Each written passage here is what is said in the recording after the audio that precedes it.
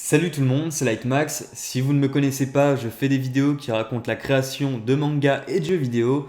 Récemment, je me suis notamment penché sur l'Attaque des Titans, sur le rôle d'Akira Toriyama dans l'industrie du jeu vidéo et sur la création de Professeur Layton. Donc si ces sujets vous intéressent, je vous invite à aller voir mes vidéos juste après celle-là. Aujourd'hui, je voulais vous faire une vidéo un petit peu plus simple dans laquelle je vous parle de Dragon Ball Kakumei, un fan manga Dragon Ball français qui a fait beaucoup parler ces derniers jours parce qu'il est très qualitatif, contrairement à la plupart des fans manga qu'on peut trouver sur internet.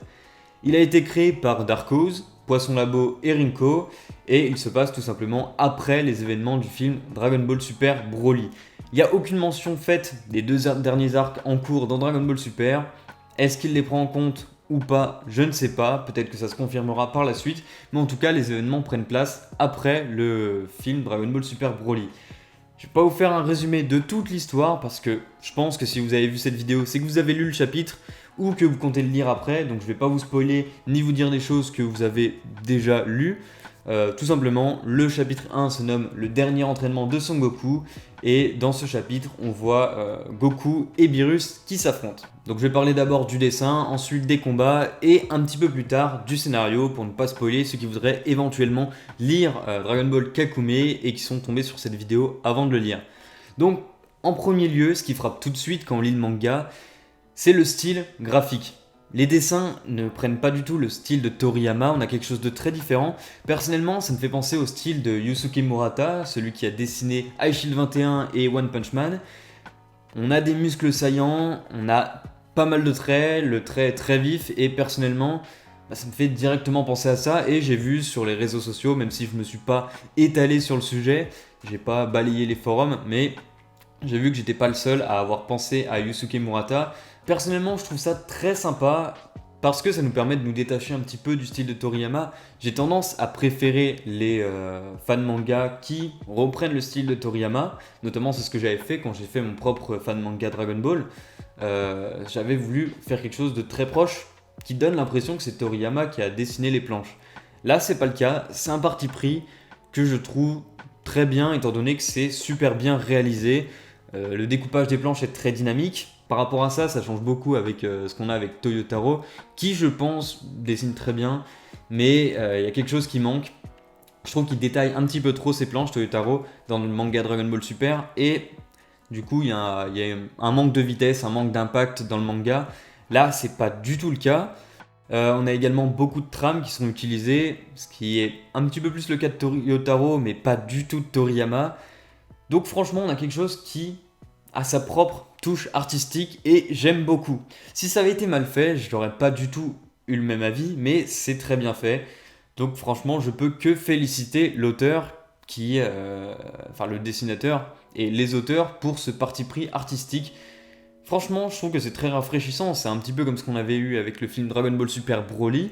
C'est quelque chose de différent, mais si c'est bien réalisé et si ça plaît, pourquoi pas. Je trouve que ce style colle très très bien à Goku. J'ai un peu plus de mal avec Beerus personnellement, et je trouve que c'est un petit peu contradictoire par rapport à ce qui avait été amené avec Dragon Ball Super, c'est-à-dire qu'on avait des personnages qui étaient de plus en plus fins, notamment avec Beerus, avec le Super Saiyan divin, et là on revient avec des personnages qui ont de très gros muscles. Personnellement, c'est pas ce que j'aime, mais là c'est bien fait comme je l'ai dit, donc pour moi ça passe. Il y a juste quelques personnages secondaires que j'ai trouvé, je vais pas dire qu'ils sont mal faits, mais ça m'a un petit peu plus dérangé ce changement de style, notamment Mister Satan, mais ça c'est pas un personnage qu'on reverra souvent, donc j'ai envie de dire que c'est pas très grave et de manière générale c'est très très bien dessiné, même si comme je l'ai dit ça reprend pas le style de Toriyama à 100%. Il y a une patte, il y a une touche artistique qui est différente et ça c'est très bien. Et je pense qu'on peut aussi mentionner un des décors qui est montré à la toute fin. Je vais pas dire ce que c'est pour pas spoiler ceux qui n'ont pas lu, mais je pense que vous savez de quelle planche je parle. Cette planche est vraiment magnifique et c'est quelque chose qui n'avait pas été montré avec autant de détails dans Dragon Ball Super. Donc là encore une fois, j'aime beaucoup parce que ce fan manga, il veut approfondir les choses qui ont déjà été montrées et aller encore plus loin que l'œuvre qui nous est proposée actuellement officiellement. Maintenant, on va parler du combat, du cœur du chapitre. Ce qui a le plus impressionné les lecteurs, je pense, c'est qu'il est superbement chorégraphié. En tout cas, c'est mon avis et je pense que c'est l'avis de la plupart des gens. Il s'étale sur plusieurs dizaines de pages. Et donc là, l'auteur nous montre qu'il a clairement le niveau pour dessiner des combats. Souvent dans les fans manga, on a des combats qui sont un petit peu expédiés. J'en veux pas aux auteurs parce que c'est très difficile de faire des combats, c'est beaucoup plus simple de dessiner des personnages statiques, fixes, parce qu'en plus on peut se reposer sur le manga qui existe déjà, sur des planches qui existent déjà, parce que dans le manga Dragon Ball on a un petit peu tous les personnages sous tous les angles lorsqu'il y a des discussions. Et puis de toute manière c'est beaucoup plus simple que de créer du mouvement, que de créer un découpage, que de créer une bonne chorégraphie de combat. Créer un beau combat, ça ne demande pas juste de bien dessiner, ça demande de bien l'imaginer, de bien le chorégraphier comme je l'ai dit, de créer un découpage qui est dynamique, ce que Toyotaro a parfois du mal à faire, et là ici c'est très bien maîtrisé. Beaucoup de personnes diront que c'est comme ça qu'aurait dû être Dragon Ball Super. Alors, je suis en partie d'accord, mais pas totalement non plus, et je vais vous expliquer mon raisonnement. Alors, les combats entre les planètes, les combats intergalactiques qui se déroulent dans l'espace, on a eu ça la première fois avec Goku et Beerus. Et donc ça a servi à mettre en avant la puissance dévastatrice de Beerus et le power-up que Goku a eu en passant en Super Saiyan divin. Ça a servi à nous montrer ça. Et le problème, c'est qu'on nous a vendu aussi le fait que l'univers était en danger, qu'il menaçait de se déchirer, d'être détruit, tout ça. Ça, c'était dans l'animé, je sais plus si c'est dans le manga, à confirmer. Mais dans tous les cas, le problème est un petit peu le même. Déjà, il y a l'incohérence du fait que ça pourrait potentiellement détruire des planètes très loin, mais la Terre n'a rien. Mais bon, c'est pas ça le problème principal. C'est une très bonne façon de montrer le power-up d'un personnage. Le problème, c'est que c'est tellement... ça met la puissance à un tel niveau que c'est dur de faire mieux par la suite. Et quand on a un tel combat comme ça, il y a plusieurs possibilités. Soit on continue tous les combats dans cette dynamique, et donc du coup on peut se lasser si on a encore des combats où des personnages détruisent des planètes. Bon, si c'est tout le temps la même chose, ça devient lassant. Si on veut encore impressionner le lecteur et monter encore plus haut, bah déjà c'est très difficile, hein, on va pas se mentir. C'est possible, mais après on a des personnages qui détruisent des systèmes solaires, ce genre de choses. Moi je trouve que ça devient vite n'importe quoi. Ou tout simplement, on reproduit pas ça et on a des combats plus classiques, plus proches de ce qu'on a dans Dragon Ball. Et c'est ce qui s'est passé avec Dragon Ball Super, et c'est pour ça que les gens sont très déçus, parce qu'ils ont l'impression qu'on assiste à des combats de Super Saiyan niveau 1, 2, alors qu'au final, les mecs, ils sont 1000 fois plus forts, 1 million de fois plus forts, et on le ressent pas du tout. Dans ce manga-là, Dragon Ball Kakumei, on a un manga qui est très efficace, on a un combat avec des personnages qui se battent au sein de diverses planètes. Ça m'a d'ailleurs fait penser au combat entre Beerus et Champa dans le chapitre 6 de Dragon Ball Super, en plus détaillé, puisque ici on a beaucoup plus de pages pour montrer ce combat. Franchement, c'était très impressionnant, très bien. Mais moi je me pose la question du... qu'est-ce qu'on aura par la suite ? Est-ce que tu vas pouvoir mettre ce niveau de combat au même niveau... Enfin, est-ce que tu vas pouvoir créer des combats aussi intéressants dans les chapitres suivants ? Moi, c'est une question que je me pose. Parce que le côté on détruit des planètes, tout ça, soit tu fais des giga power-up, et c'est possible, mais moi je trouve qu'on va partir un petit peu trop loin. Soit tu vas avoir le même problème que Dragon Ball Super au final. Alors peut-être que les combats seront mieux chorégraphiques dans Dragon Ball Super, mais le reproche qui est souvent fait à Toyotaro, c'est qu'on a l'impression que les mecs se battent toujours en Super Saiyan alors que c'est du Super Saiyan Blue ou de l'Ultra Instinct, et qu'on n'a pas cette sensation de puissance supplémentaire. Alors je me demande comment l'auteur, le dessinateur va réussir à transmettre ce sentiment de puissance. Voilà, c'est la question que je me pose. S'il réussit, tant mieux. Mais voilà, faut pas s'enflammer parce que on dit que c'est mieux que DBS, mais ça se trouve, ce fan manga aura le même travers que Dragon Ball Super. Donc c'est la petite réserve que j'ai à ce niveau-là par rapport au niveau du combat. Je vais maintenant un petit peu parler du scénario du manga. Donc si vous n'avez pas lu ce fan manga qui fait environ 75 pages, je vous invite à mettre la vidéo sur pause, à aller le lire, et ensuite de revenir ici pour avoir mon avis et peut-être échanger avec moi dans les commentaires sur ce que vous avez pensé de ce fan manga. Alors, en ce qui concerne le scénario, déjà on va rester un petit peu encore dans le combat. J'ai apprécié le fait que Goku soit vraiment abîmé, enfin c'est un petit peu plus fort que ça, par l'attaque de Beerus. Personnellement, bon, j'ai pas tout de suite compris le moment où il est dans les vapes, tout ça. Je me suis dit, est-ce qu'il est en train de mourir? Et au final, bah, on voit par la suite qu'il ne meurt pas. Mais moi, personnellement, je pense que ça va quand même marquer la fin de Goku. C'est un pressentiment que j'ai, je ne dis pas que c'est ce qui va arriver, mais à mon avis,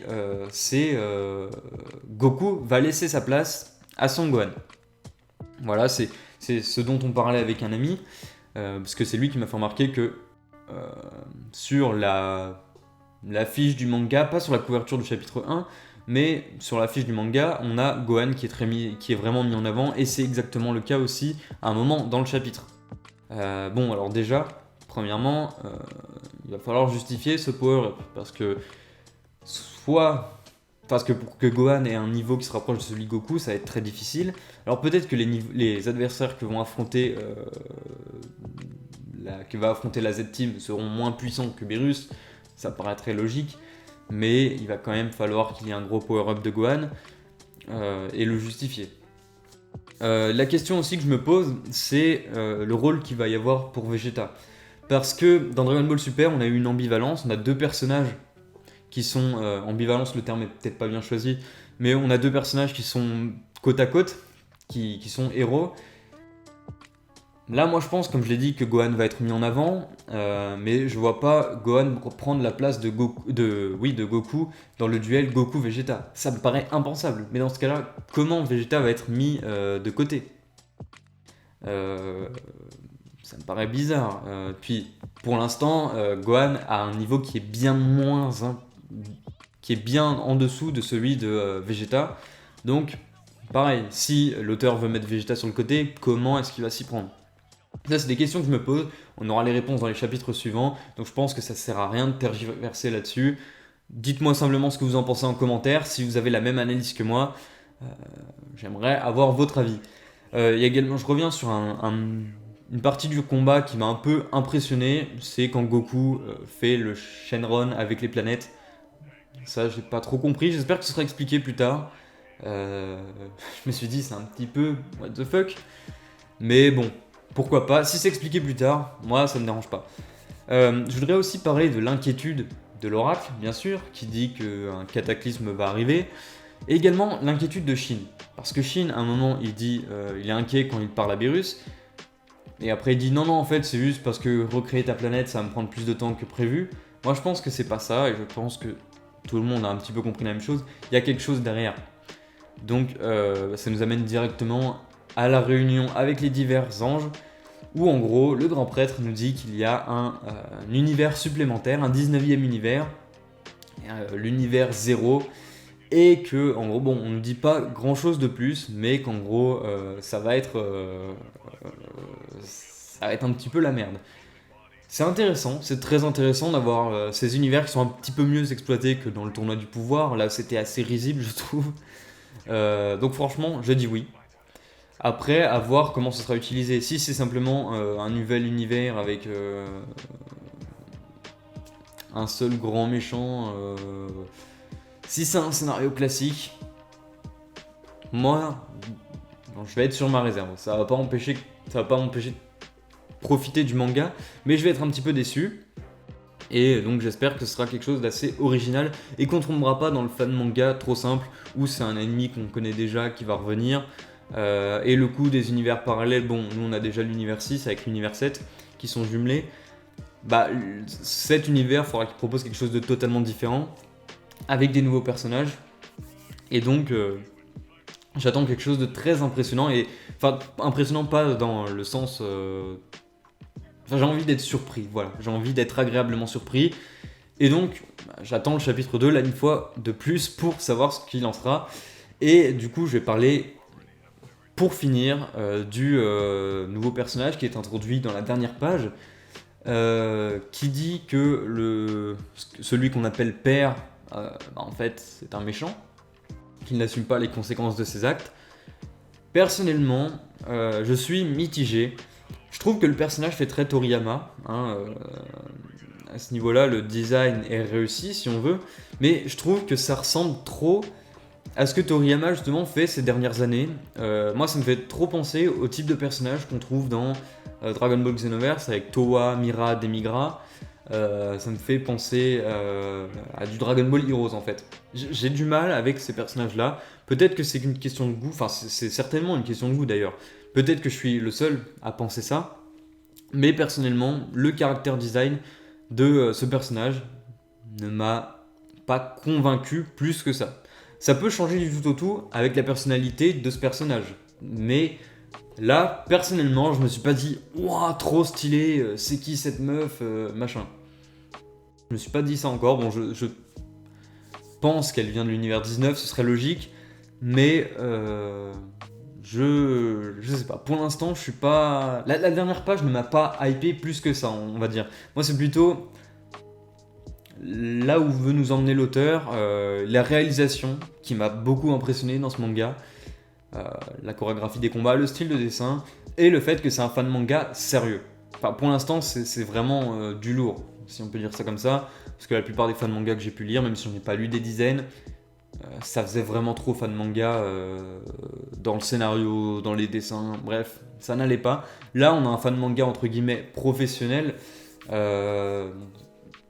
C'est pas le cas, hein, mais moi je trouve que c'est vraiment très très bien. Et donc, personnellement, j'attends la suite. Dites-moi si vous attendez la suite également en commentaire. J'espère que le chapitre 2 sortira dans quelques mois. Ça m'embêterait d'attendre un an. Et d'ailleurs, l'auteur, il a fait 75 pages, enfin les auteurs ont fait 75 pages pour ce premier chapitre. Je pense qu'ils peuvent réduire à 30 pages pour le chapitre suivant et être plus régulier. Je pense que c'est plus intéressant pour les lecteurs. En tout cas, n'hésitez pas à me dire ce que vous avez pensé de ma vidéo à ce sujet. J'avais pas envie de simplement décrire, de paraphraser ce qui est établi dans le manga, je trouve pas ça intéressant. Je voulais simplement donner mon avis sur le dessin, sur le combat, la réflexion, vous montrer la réflexion que j'ai par rapport à Dragon Ball Super et le parallèle qui est fait entre Dragon Ball Kakumei et Dragon Ball Super. Parce que je pense qu'il ne faut pas s'arrêter à la première impression et il faut réfléchir un petit peu plus à ce que c'est. Ne pas dire ouais c'est moins bien que DBS, ne pas dire oh c'est mieux que DBS. Je pense que la réalité est un petit peu plus, même s'il n'y a pas de réalité absolue, je pense que c'est un petit peu plus complexe que ça. Et voilà, je voulais vous faire part aussi de ce que je pense du scénario. On se dit à la prochaine pour une nouvelle vidéo. N'hésitez pas à regarder mes vidéos sur l'attaque des titans, sur Akira Toriyama et son rôle dans la création de nombreux jeux vidéo comme Dragon Quest, Chrono Trigger et j'en passe. On se dit à la prochaine. Ciao les amis, portez-vous bien.